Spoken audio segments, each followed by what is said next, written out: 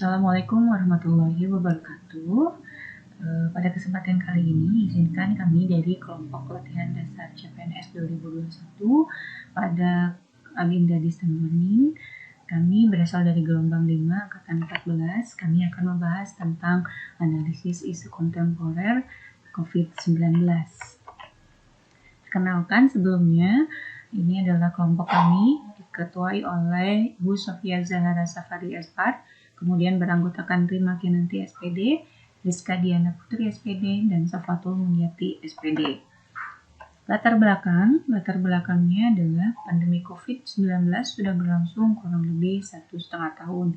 Hal tersebut menyebabkan dampak pada sebagian besar sektor kehidupan.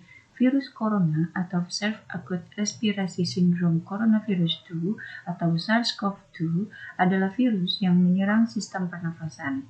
Penyakit karena infeksi virus ini disebut COVID-19. Virus corona bisa menyebabkan gangguan ringan pada sistem pernafasan, infeksi paru-paru yang berat, hingga kematian. Berbagai cara dilakukan pemerintah untuk menekan angka penyebaran COVID-19, diantaranya dengan melakukan PSBB atau pembatasan sosial berskala besar, sampai yang sekarang sedang gencar dilaksanakan, yaitu vaksinasi. Nah, adapun isu-isu kontemporer dari COVID-19 itu kita mengangkat 4 isu. Yang pertama ada efektivitas pembelajaran daring, yang kedua efektivitas program vaksinasi yang belum optimal, yang ketiga melemahnya sektor ekonomi dan pariwisata, dan yang keempat kurangnya kesadaran masyarakat terhadap protokol kesehatan. Nah, untuk analisis identifikasi isu pandemi COVID-nya akan dijelaskan selanjutnya oleh Ibu Rima. Di sini saya akan menjelaskan mengenai analisis identifikasi isu pandemi COVID-19 dengan metode pentahelix. Dari sisi pemerintah, peran yang telah dilaksanakan yaitu mengeluarkan kebijakan dan penegakan peraturan terkait pencegahan dan penanggulangan COVID-19, pengalih-lokasian anggaran guna pencegahan dan penanggulangan COVID-19, penyediaan vaksinasi bagi masyarakat. Adapun gap yang terjadi yaitu implementasi kebijakan pencegahan dan penanggulangan yang kurang maksimal, pengalih-lokasian bantuan yang terdampak COVID masih belum merata. Upaya optimalisasi yang dapat dilakukan pemerintah yaitu sosialisasi dan edukasi yang berkelanjutan dan terus-menerus sebagai upaya pencegahan dan penanggulangan COVID-19 dan melakukan program vaksinasi. Dari sisi akademisi, peran yang telah dilaksanakan yaitu kerjasama dalam penanganan dan pencegahan COVID-19 melalui penyediaan dan rekrutmen relawan. Adapun gap yang terjadi yaitu belum seluruh kalangan akademisi terlibat dalam upaya pencegahan dan penanggulangan COVID-19.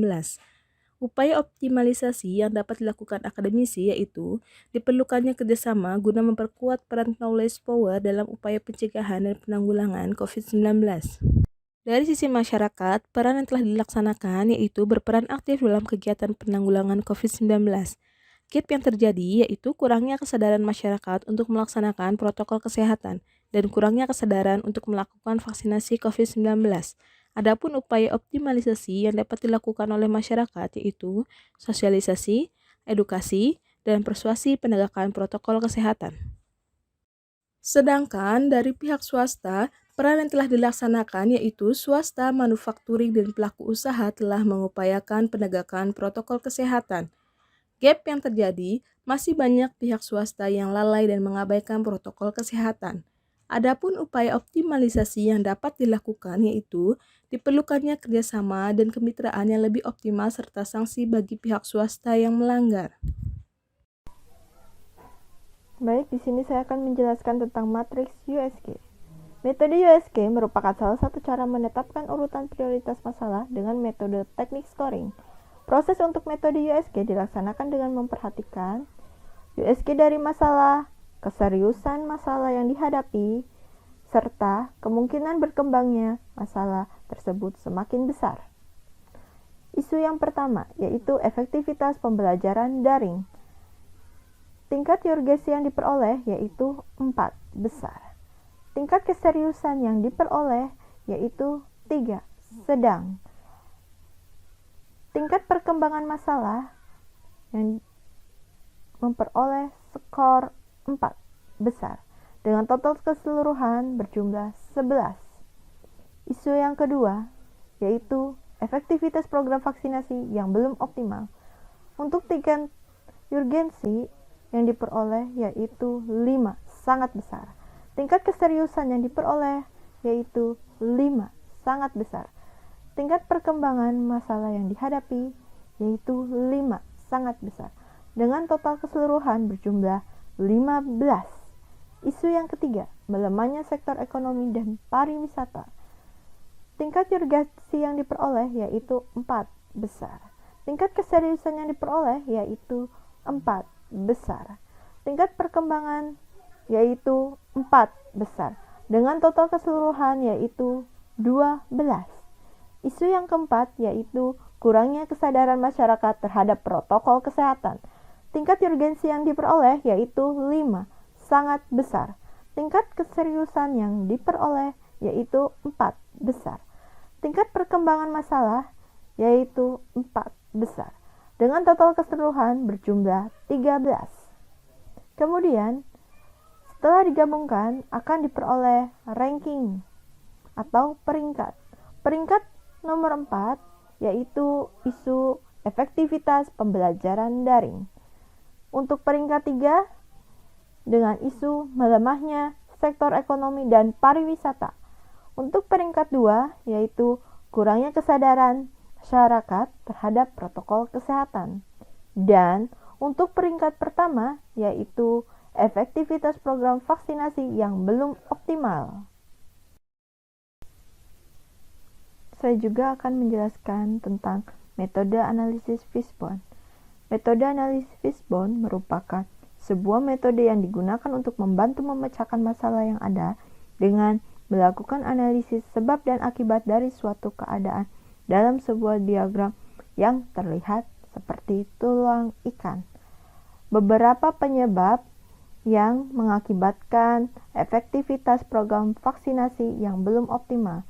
Yang pertama, pada aspek lingkungan, yaitu beredarnya berita hoax terhadap vaksin. Yang kedua, dari aspek metode, yaitu alur pelaksanaan vaksinasi yang banyak tahapan serta pendistribusian vaksin yang belum merata di wilayah Indonesia. Yang ketiga, dari aspek manusia, yaitu ketakutan terhadap kandungan dan efek samping dari vaksin yang digunakan. Kemudian, kurangnya percaya akan adanya COVID, serta kurangnya pengetahuan tentang COVID dan vaksinasi. Kemudian ada juga dari aspek material, yaitu ketersediaan vaksin dan vaksin impor dari negara asal COVID-19. Itulah beberapa penyebab yang mengakibatkan efektivitas program vaksinasi yang sampai saat ini belum optimal. Selanjutnya, kami akan menjelaskan mengenai alternatif pemecahan masalah menggunakan metode analisis SWOT. Yang pertama adalah strength atau kekuatan. Kami menemukan adanya 3 poin dalam strength ini. Yang pertama adalah kebijakan pemerintah dalam penanggulangan COVID-19.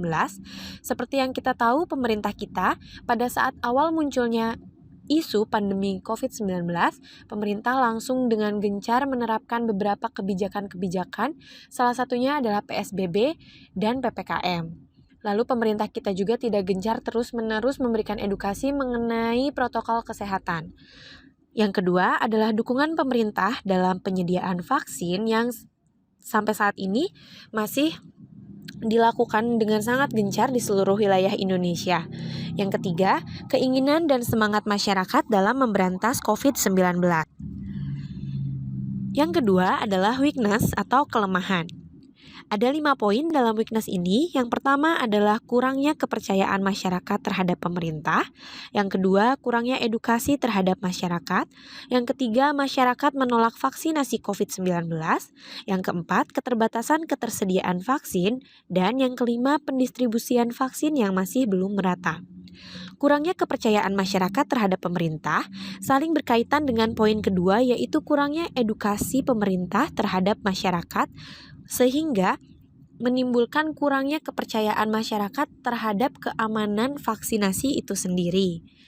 Lalu, Poin opportunities atau kesempatan adalah yang pertama, vaksin gratis yang disediakan pemerintah. Yang kedua, uji coba vaksinasi pada pejabat pemerintah dan tenaga kesehatan. Dan yang ketiga adalah vaksinasi dapat diperuntukkan bagi lansia. Uji coba vaksinasi pada pejabat pemerintah dan tenaga kesehatan adalah salah satu upaya pemerintah untuk menumbuhkan rasa percaya masyarakat terhadap keamanan dan kelayakan vaksinasi. Lalu, poin yang terakhir, threats atau ancaman. Yang pertama adalah masyarakat yang tidak taat protokol kesehatan. Yang kedua, tersebarnya berita hoax tentang vaksin. Dan yang ketiga adalah efek samping vaksin bagi penderita penyakit tertentu. Kemudian dapat kita lihat bersama-sama di sini ada tabel rekomendasi alternatif penyelesaian efektivitas program vaksinasi yang belum optimal. Yang pertama adalah memberikan edukasi kepada masyarakat tentang peran dan pentingnya vaksinasi COVID-19. Adapun tahapannya adalah yang pertama, ada penyuluhan oleh petugas puskesmas terkait dengan manfaat dari vaksinasi COVID-19. Yang kedua, diadakan iklan layanan masyarakat yang mengajak agar mensukseskan program vaksinasi. Hasil yang diharapkan, masyarakat teredukasi dengan adanya info yang bersumber dari tenaga ahli mengenai vaksin COVID-19 dan masyarakat semakin tergugah untuk mensukseskan program vaksinasi COVID-19. Adapun para pihak yang ikut serta dalam rekomendasi alternatif penyelesaian ini adalah perangkat pemerintah serta media. Lalu, alternatif yang kedua adalah melakukan pendistribusian vaksin yang merata dengan tahapan pendataan calon para peserta vaksinasi oleh tiap kelurahan atau desa, lalu diusulkan ke pemerintah kota atau kabupaten, dan pemerintah kabupaten atau kota mendistribusikan vaksin sesuai dengan data kebutuhan vaksin tiap desa atau kelurahan. Lalu yang terakhir adalah pendistribusian vaksin perlu memperhatikan penanganan khusus agar efektivitas vaksin sendiri dapat bekerja secara maksimal. Adapun hasil yang diharapkan adalah target vaksinasi dapat tercapai dan pendistribusian berlangsung secara lancar dan efektif. Rekomendasi alternatif penyelesaian masalah yang ketiga adalah mencukupi kebutuhan vaksin. Adapun tahapannya yang pertama adalah melakukan riset vaksin sendiri oleh Bio Farma agar kebutuhan vaksin dapat terpenuhi tanpa menunggu pasokan vaksin dari luar negeri. Hasil yang diharapkannya adalah kebutuhan vaksin dapat terpenuhi dan memenuhi seluruh wilayah Indonesia. Dan adapun para pihak yang ikut serta dalam rekomendasi alternatif penyelesaian ini adalah pemerintah pusat dan akademisi. Sekian yang dapat kami jelaskan dan paparkan mengenai analisis isu kontemporer dengan tema pandemi COVID-19. Semoga apa yang telah kami sampaikan dapat bermanfaat bagi kita semua. Kurang lebihnya kami memohon maaf. Wabillahi taufiq wal hidayah. Wassalamualaikum warahmatullahi wabarakatuh.